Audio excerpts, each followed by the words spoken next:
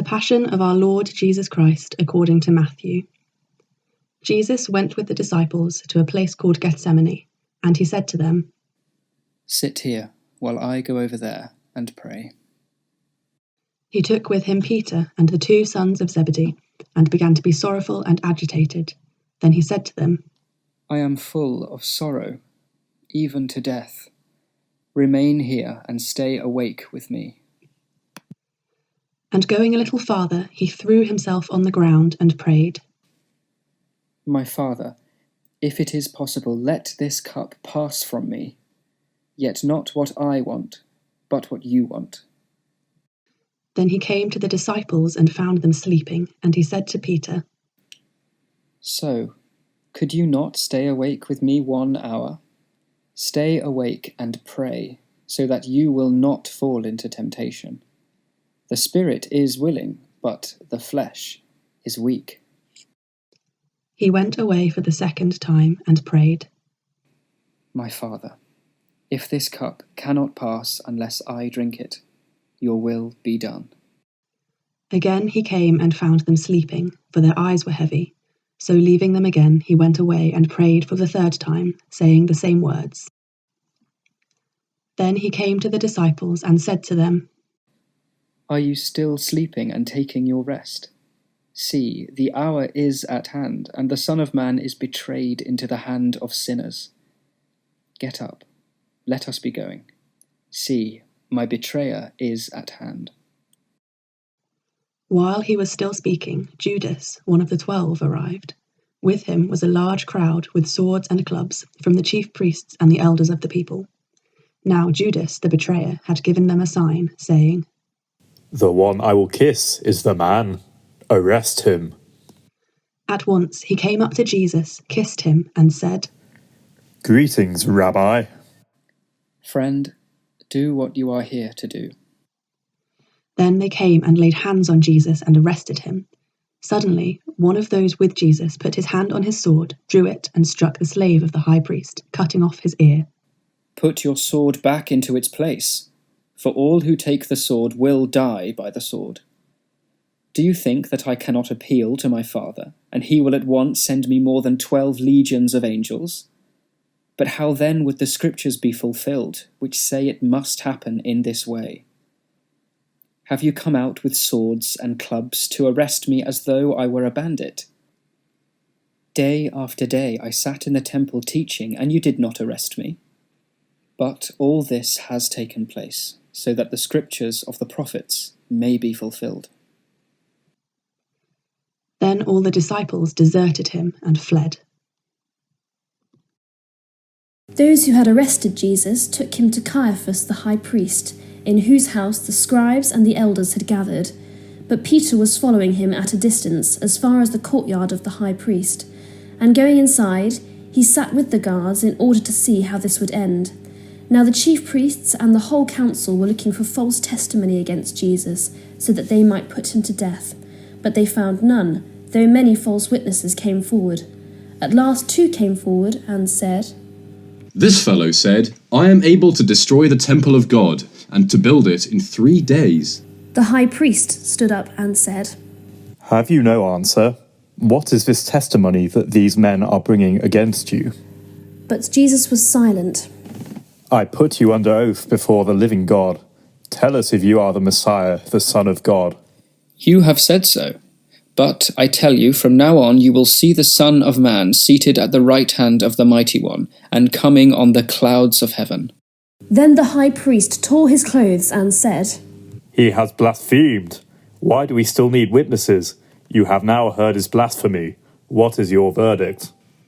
"He deserves death." Then they spat in his face and struck him with their fists. Others slapped him, saying, "Prophesy to us, you Messiah. Who is it that struck you?" Now Peter was sitting outside in the courtyard. A servant girl came to him and said, "You were with Jesus the Galilean." But he denied it before all of them, saying, "I do not know what you are talking about." When he went out to the porch, another servant girl saw him, and she said to the bystanders, "This man was with Jesus of Nazareth." Again he denied it with an oath. "I do not know the man."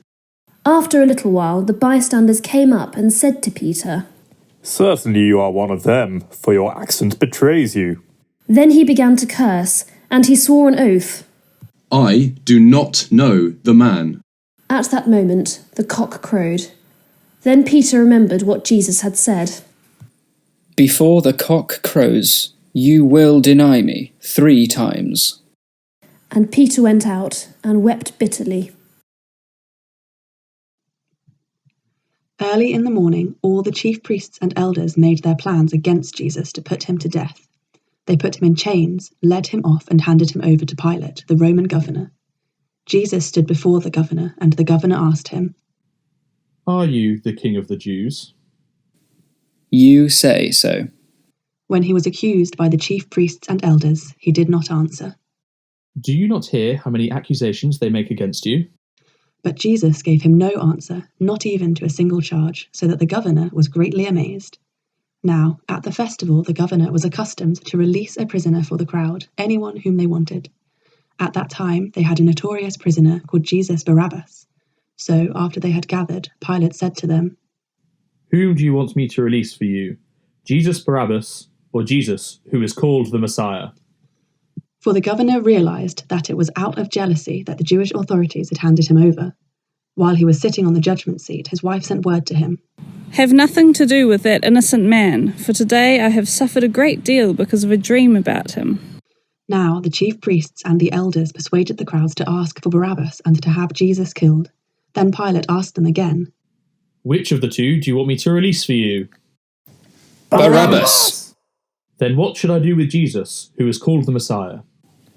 Crucify him! Why? What evil has he done? But they shouted all the more. Crucify him! When Pilate saw that he could do nothing, but rather that a riot was beginning, he took some water and washed his hands before the crowd. I am innocent of this man's blood. See to it yourselves. Then the people as a whole answered, His blood be on us and on our children. Then Pilate released Barabbas for them, and after flogging Jesus, he handed him over to be crucified. Pilate's soldiers took Jesus into the governor's headquarters, and they gathered the whole cohort around him. They stripped him and put a scarlet robe on him, and after twisting some thorns into a crown, they put it on his head. They put a reed in his right hand and knelt before him and mocked him, saying, Hail, King of the Jews! They spat on him and took the reed and struck him on the head. After mocking him, they stripped him of the robe and put his own clothes on him. Then they led him away to crucify him. As they went out, they came upon a man from Cyrene named Simon. They compelled this man to carry his cross. And when they came to a place called Golgotha, which means place of a skull, they offered him wine to drink mixed with gall. But when he tasted it, he would not drink it. They crucified him. Then they divided his clothes among themselves by casting lots, and they sat down there and kept watch over him. Over his head they put the charge against him, which read, This is Jesus, the King of the Jews. 2 bandits were crucified with him, one on his right and one on his left. People who passed by mocked him, shook their heads and shouted, You said you were going to destroy the temple and build it in 3 days. Save yourself. If you are the Son of God, come down from the cross. In the same way, the chief priests, along with the scribes and elders, mocked him. He saved others. He cannot save himself. He said he was the King of Israel. Let him come down from the cross now, and we will all believe in him. He trusts in God. Let God deliver him now, if he wants to. He said he was God's son. The bandits who were crucified with him were also taunted in the same way.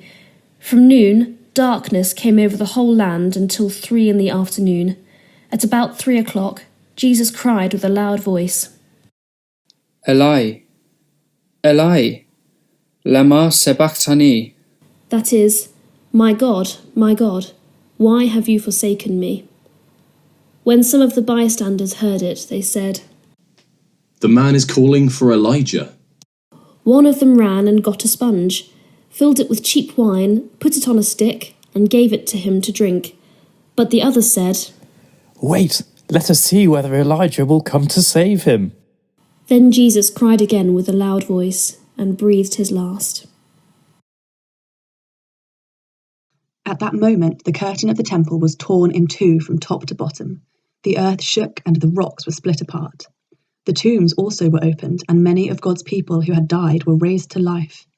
After Jesus was raised, they came out of their tombs and entered the holy city, and many people saw them. When the centurion and those with him, who were keeping watch over Jesus, saw the earthquake and what took place, they were terrified and said, "Truly, this man was God's son." Many women were also there looking on from a distance. They had followed Jesus from Galilee and had provided for him. Among them were Mary Magdalene and Mary, the mother of James and Joseph, and the mother of the sons of Zebedee. When it was evening, there came a rich man from Arimathea named Joseph, who was also a disciple of Jesus. He went to Pilate and asked for the body of Jesus. Then Pilate ordered it to be given to him. So Joseph took the body and wrapped it in a clean linen cloth and laid it in his own new tomb, which he had hewn in the rock. He then rolled a great stone to the door of the tomb and went away. Mary Magdalene and the other Mary were there, sitting opposite the tomb. This is the Passion of the Lord.